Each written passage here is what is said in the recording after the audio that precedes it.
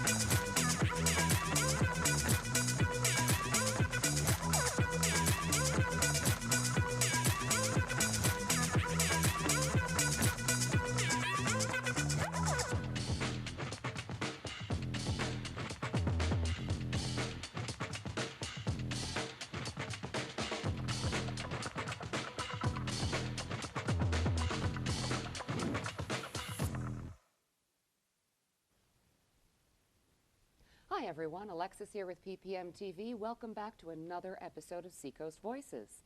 We took it upon ourselves to invite Mr. Edward Berkman in with us today. They are sponsors. He is with Signature. I almost said Title Signature, Edward. Oh, goodness. Boy, I'm off to a killer start this morning, ladies and gents. But nonetheless, he's with Signature Title, and they are sponsors of PPM TV. So we thought, who better to come in and share a proverbial cup of coffee with us? Great. Now, Edward, you are as I understand, the managing attorney over there at Signature Title. Am I saying that right? Correct, yeah. So I'm a Massachusetts attorney. I'm not yet a New Hampshire attorney. But I am basically the managing director of the Signature branch, which is owned by Liberty Title, which is owned by Fidelity. And so, yeah, I manage Signature, Escrow, and Title. And, I guess I am an attorney, but only a Massachusetts attorney right now. Gotcha. Now, are there, I guess a side note would lead me to ask, are there particular hoops you have to jump through in order to, different hoops for New Hampshire? Yeah, so there's a couple ways you can get admitted to the bar in New Hampshire. One would be to take the bar exam again. Right now, New Hampshire is part of the MBE, which is the multi-state bar exam. However, I took the bar exam before that was used in Massachusetts. So the other way you would be able to get in would be through a motion through the New Hampshire government. Oh. And so that's what I'm in the process of doing right now. Oh, well, that sounds much easier than taking the bar again. Yes, I wouldn't want to take that again. I can't imagine. We all say none of us test well, right? Yeah, I mean, the bar exam is definitely like a war of attrition. In Massachusetts, it was 2 days. I think it was 4 3-hour sessions. So it's Wow. 2 full days, and it's a lot. Yeah, that is a lot. Yeah. Even if you know that you know the information, Yeah. that's a lot. It's great Yeah. that they've devised another way for you to step into Yeah. the state. Exactly. I've been practicing in Massachusetts for over 5 years, so it makes perfect sense. So what does a managing attorney do? So what we do at Signature, Escrow, and Title is, I guess what my day-to-day is checking the title. So when someone buys a property, we're the insurer, so we're guaranteeing that title. Oftentimes, title companies are agents for title insurance carriers. So they're kind of like a middleman. Here at Signature, we're the actual insured, so we cut out the middleman, which does have tremendous savings for the actual client who's purchasing the insurance. So I think probably what a better thing to do is just maybe start on explaining what title insurance is. Great. So title insurance is something that you would purchase when you buy a house or whenever you realize you kind of need it. Basically, it protects you from any sort of encumbrances or any sort of liens that were on the property before you owned it. You can also purchase additional protection that would guarantee liens that you weren't responsible for that encumbered the property after your ownership. That's what we call an enhanced policy. And so typically we review the title history, basically. If you are a history major in college, it'd be a good career for you. Because a lot of times what you're doing is just checking the history of a property, making sure everything is as you would expect it to be, all the prior mortgages or tax liens, everything that's been paid off. So the new buyer is basically buying what we would call a clean title, which means they own it free and clear. They don't have to worry about owing anybody else any money, or there's another ownership interest in the property that they might not have been aware of. Sounds like you could run into some sticky situations. You can. A lot of times it happens from somebody buying a property out of a trust or an estate. And it couldn't even be just from buying that. Say you buy a property from somebody who was selling it out of a trust and an estate, and then you sell it, and now that new buyer, is buying it from you thinking it's perfectly fine, but your seller ended up having some issues. You now own that property. It's sort of on you still. So that's where title insurance is really the benefit there. It saves the day. It protects you from any sort of claims that they have to pay out on. It also protects from any legal expenses to fight those claims. You're making me feel very fortunate that when my husband and I bought our home, we didn't run into any of the things that you're having me imagine could have been possibilities. So not all title companies are created equal. So sometimes there are those things that get missed through the cracks, and that's what the insurance is for. They would pay out a claim in that event that something was missed, something that was, you wouldn't be responsible for in that case. Now, if you have a mortgage, you're required to have title insurance. That at least covers the amount of the mortgage. And then when you buy it, you're often offered a owner's policy. And that would guarantee the full value of the house. Now, the great thing about the title insurance is if you buy that owner's policy, you're paying off your mortgage and your house goes up in value. You only pay title insurance once. It's not like a monthly payment. You just pay it at closing. And that protects your investment for as long as you own it for. So as that equity goes up and as your mortgage interest goes down, you end up, being insured for a far greater value than when you originally purchased it. Now, what inspired you? You went into law, and you could have, of course, gone into a number of different avenues. What inspired you to get into real estate law? So when I was in early college, my mother owned a house in Ipswich, and she went through a divorce, and so it was a very sticky divorce. But basically what happened was, and I think a lot of times it happens here in New Hampshire, is the septic needed to be replaced. Now in Massachusetts, that's called Title V. It's required in a sale. You need to have a certified septic system. She couldn't get that. Septic failed. It needed a new system. Oh my. The problem that she had, it wasn't the fact that she could not pay for it. It was the fact that where the septic was, there was technically an easement over that land. And she couldn't put in a new septic, even though there was one already there existing. That really, the septic really shouldn't have never been there in the first place. So she had to go to the town and get a variance. And it just created a nightmare scenario of, because it's not cheap. My mother didn't have a ton of money. So in terms of, going through the whole thing and just getting lawyers involved and going to the town meetings, it just adds up very quickly. Very quickly. So it never really rubbed me the right way that that happened to her. So that's not exactly why I do real estate law, but it makes me happy that I do it. I would imagine your family, every family is happy to have an attorney in the family to ask the questions of. I'm sure you've helped more than just your mother. Yeah, I would hope so. That sounds, I was using the phrase sticky situation, but boy, that sounds very layered. Yeah, it was. She must have been very thrilled to have your help and your knowledge. Well, again, I was... Not at the time, but to... Yeah, now it wouldn't happen now, but I was just a sophomore in college, so I couldn't really do much. Well, you were there in spirit. Yeah. I'm sure, and you were pursuing law at that time. Was that your?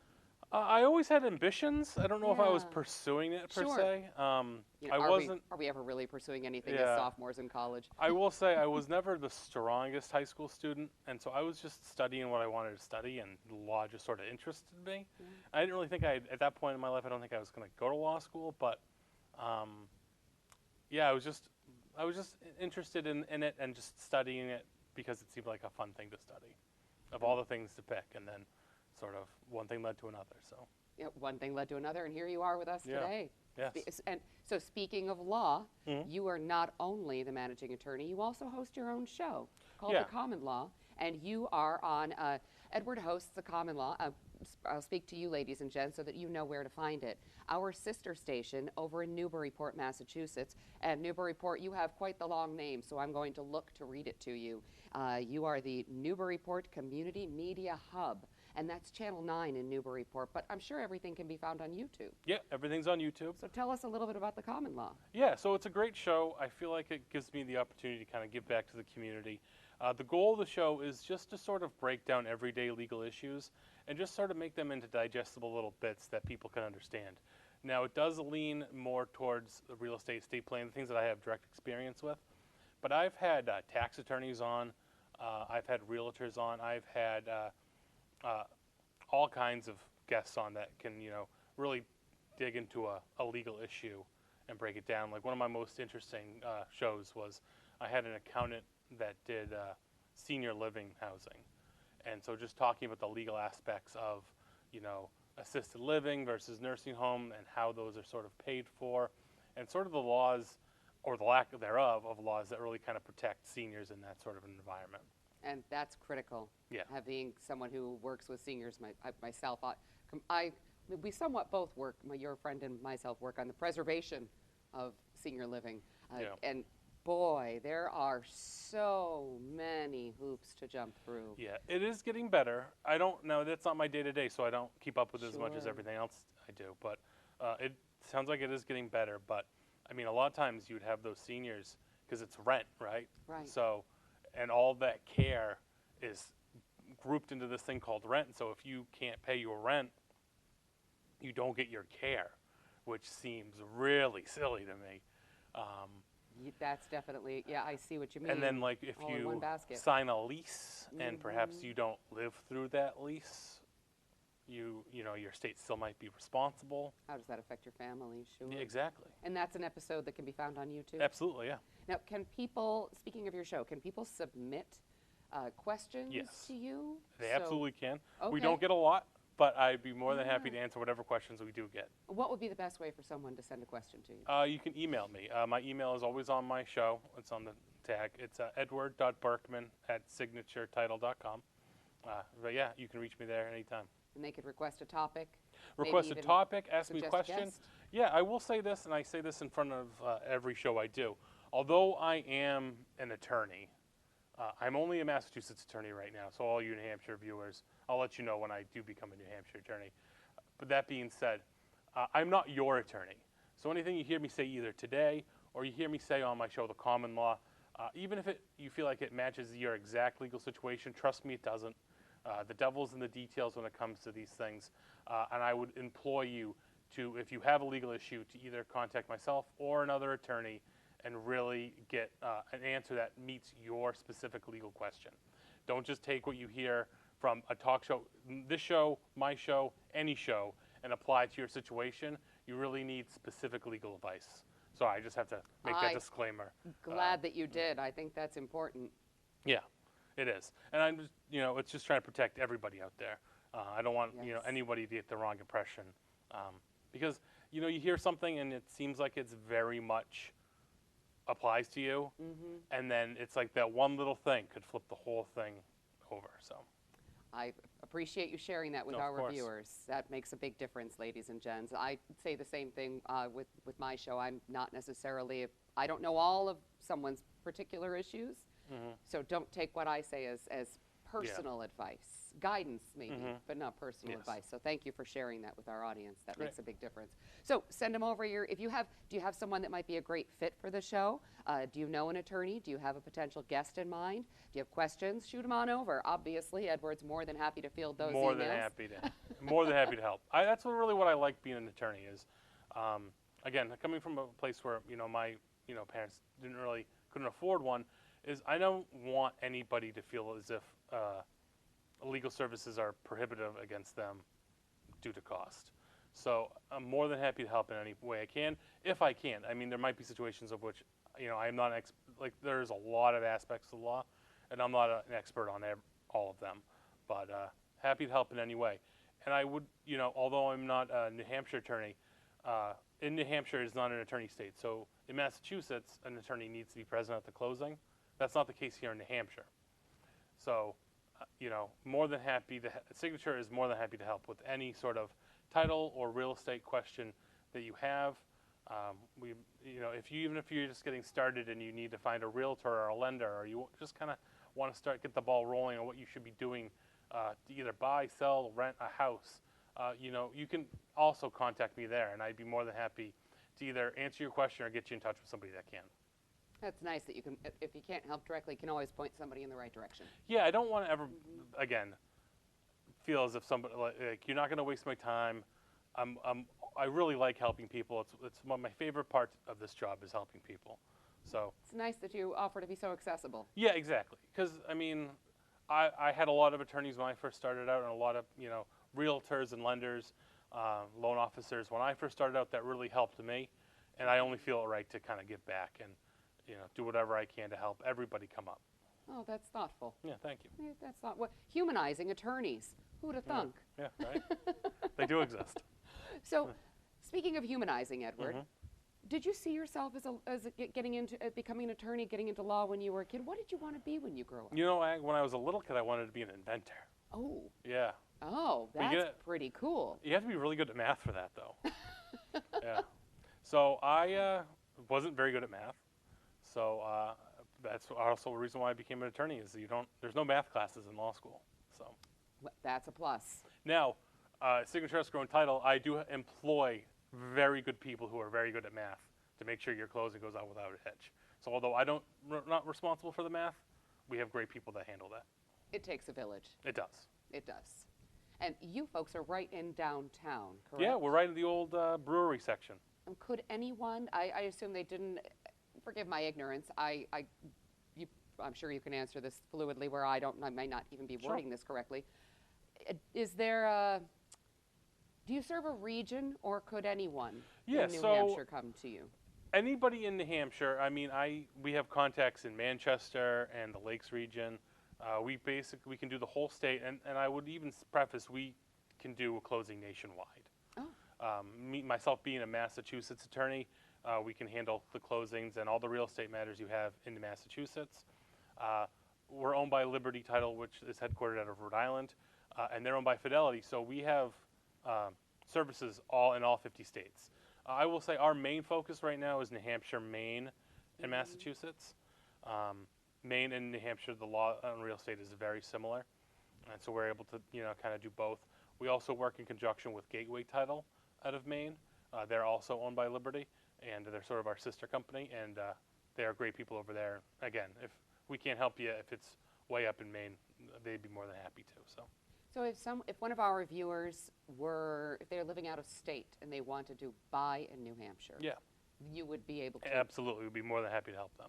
Gotcha. Okay. And it is you don't need to live in New Hampshire. No, of just course buying not. in New Yeah, Hampshire. just buying in New Hampshire or selling.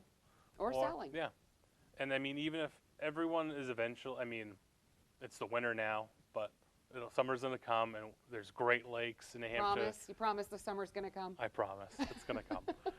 And I think really, the rates are gonna start coming down, and I think there's gonna be a lot more inventory for folks. So, people who want to either move, maybe the house doesn't meet their current needs, maybe they need something bigger, maybe they need something smaller, maybe they just want to retire and again live on a lake. I have friends who their parents retired and just live right off of Winnipesaukee. Sounds lovely. Yeah, exactly. I mean, and they do it all year round. They're winter people up there, so they love it.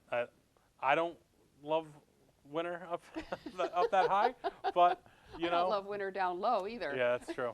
It's cold. I'm with you. It's cold today too. It is cold. We are filming on a day, ladies and gents, when we were in the single digits last night. Yeah. So it is cold. Although we're here with warm hearts, it is freezing outside.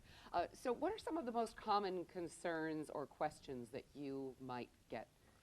I guess the biggest one is sort of, well, how does this affect me? So a lot of times someone will see like there is maybe an outstanding mortgage that wasn't discharged. So oftentimes you own a house, you sell a house, you have a mortgage on that house, you pay off your mortgage when you sell it, right? Mm-hmm. So that mortgage is like, they don't get confirm of payment for a couple days after your closing. Whoever you bought your house is now living there, and that house's mortgage has been paid off. But it takes a couple days or even a couple months for that to get kind of settled. And so what happens sometimes is that discharge. So when you pay off your mortgage, your bank sends you a little piece of paper. It says discharge or payment in full, and it's better when the mortgage company takes that and records it at the registry of deeds, so everybody knows that mortgage has been paid off. But sometimes that gets lost, or they send it to the borrower, and that borrower, obviously they've moved and their address has changed, so it might get lost in the mail. Someone might get it and they don't know what to do with it, so they put it in a drawer and it just sort of sits there. And that's what we call a lost discharge.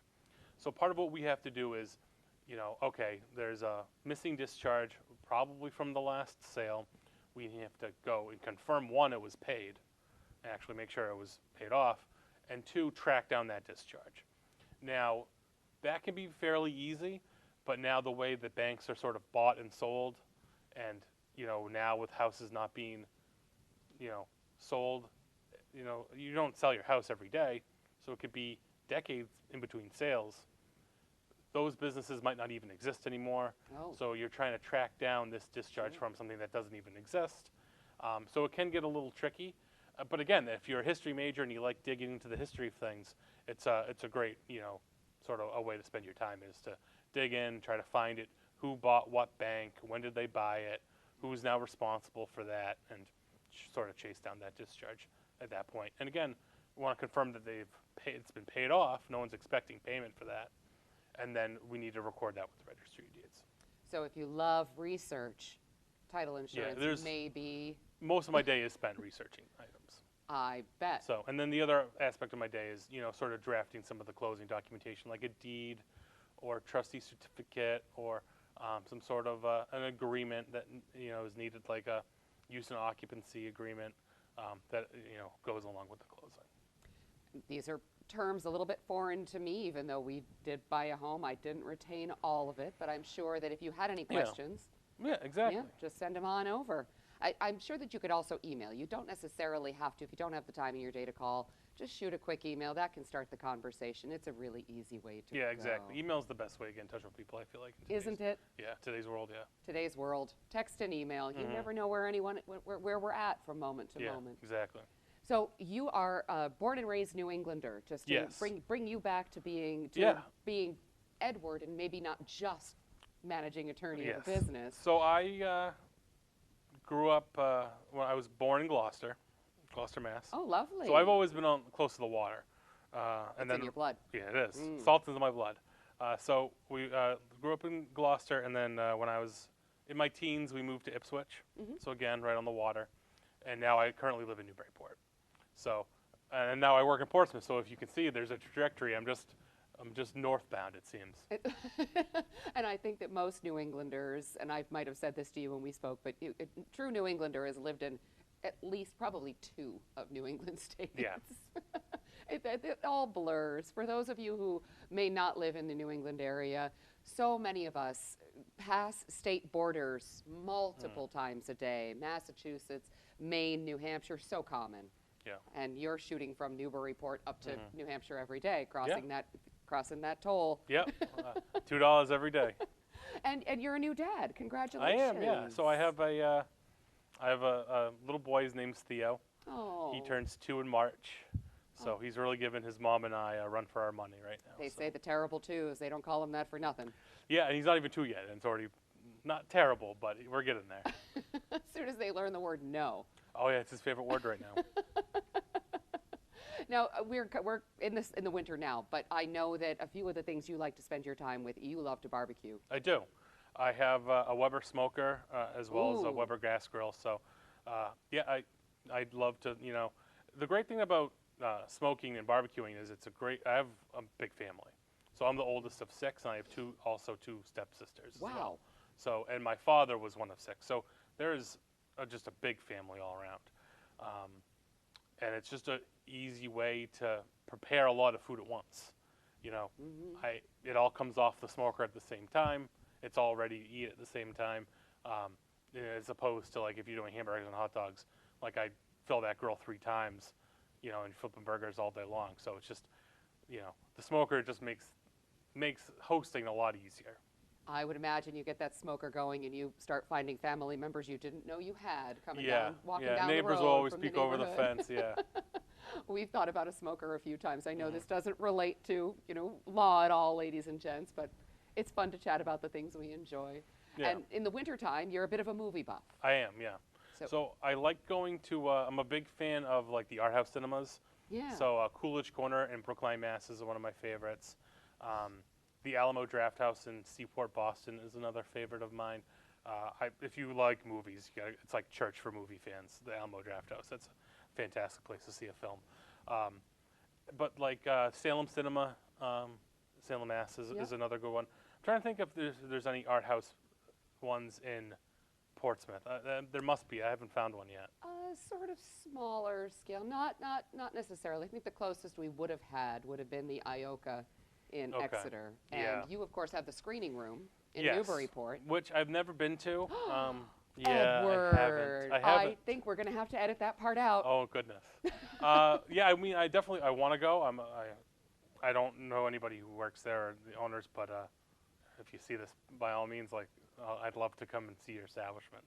I am a big fan of it. I always walk by and I see it, and I'm like, oh, I got to make an appointment to go there. But it's it's tough. It's they're out. They don't have stuff late at night. I'm kind of a night owl myself, so I'm catching those 9, 10 o'clock shows often. So It's tough. It's one of, and I think there are places I've lived in this little region here in the Seacoast area forever, and there are still so many places I think, oh, I'll get there. yeah, Because you live right near there. yeah, So you think, well, I'm not in a rush. It's not going anywhere. I'm not going anywhere. I'll get there.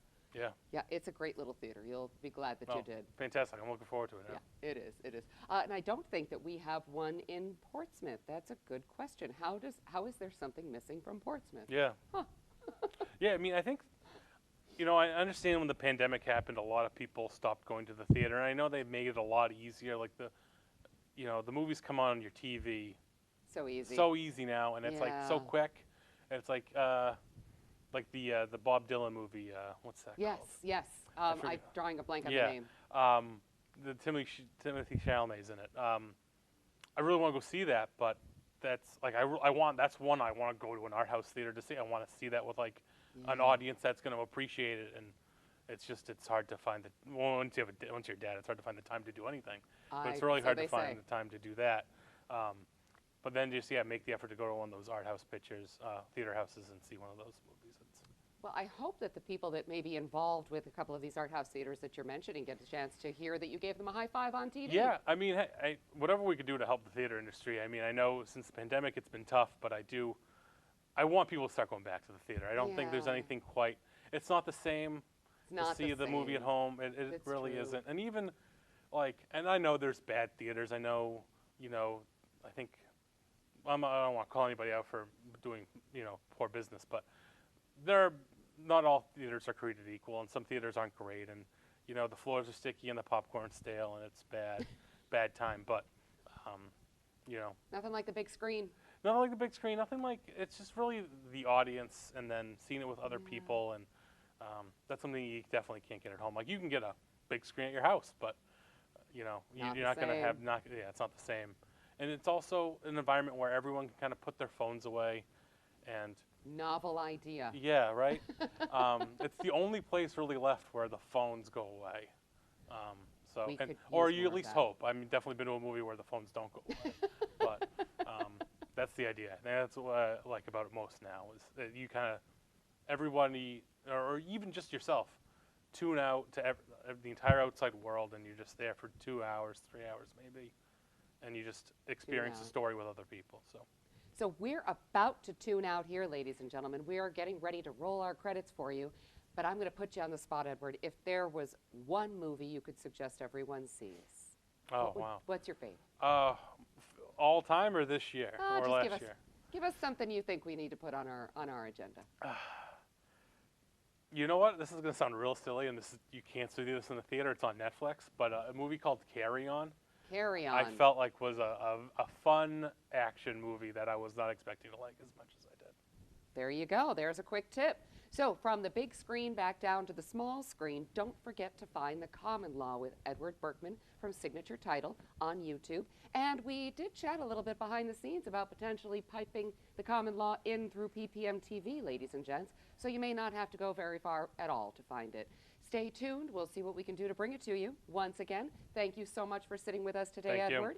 Edward Berkman over at Signature Title, and thank you, Signature Title, for being continuing sponsors of PPM TV. As you know, ladies and gents, I like to say it's because you're out there that we're in here. Thank you for supporting local public television. I'm Alexis with Seacoast Voices. This is PPM TV.